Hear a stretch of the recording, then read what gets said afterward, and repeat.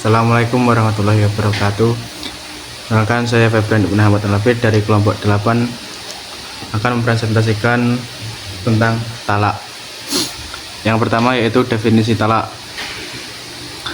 Talak secara bahasa artinya adalah berasal dari bahasa Arab yaitu tolak, dari kata itlaq yang berarti melepaskan ikatan.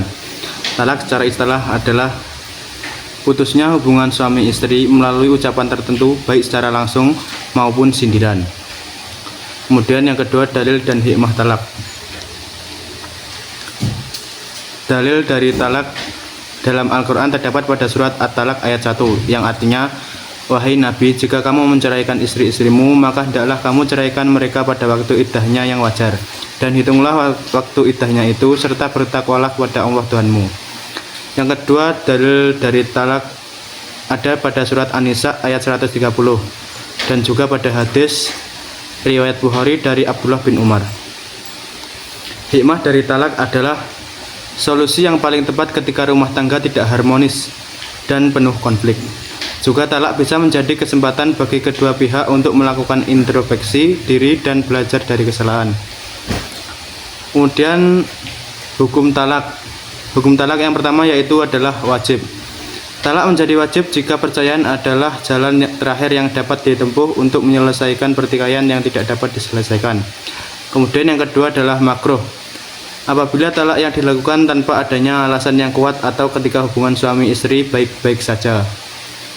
Yang ketiga adalah mubah, yaitu apabila suami istri melihat diri mereka sudah tidak bisa saling memahami dan mencintai, atau jika salah satu dari suami istri tidak dapat memenuhi kewajibannya. Kemudian yang keempat adalah sunnah. Talak menjadi sunnah apabila istri melanggar syariat Islam dan ketika istri sudah tidak lagi menjaga kehormatan dan kesucian dirinya. Yang kelima, talak menjadi haram apabila istri sedang haid dan belum suci. Kemudian lafaz talak. Lafaz talak yang pertama adalah soreh atau jelas, yaitu ucapan yang jelas bermakna talak. Contohnya, saya mentalakmu, kamu orang yang tertalak, kamu orang yang ditalak, dan kata-kata seperti farok tuki dan saraf tuki. Kemudian yang kedua yaitu lafaz kinayah atau lafaz sindiran, yaitu ucapan yang bisa bermakna talak atau juga bisa bermakna yang lain. Lafaz ini harus disertai dengan niat. Contohnya, kembalilah engkau kepada orang tuamu.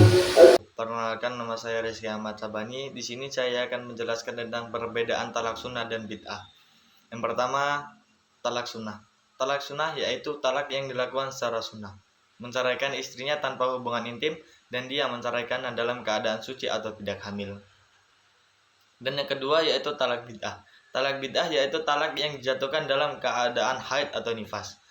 Dan poin selanjutnya yaitu talak raj'i dan talak bain.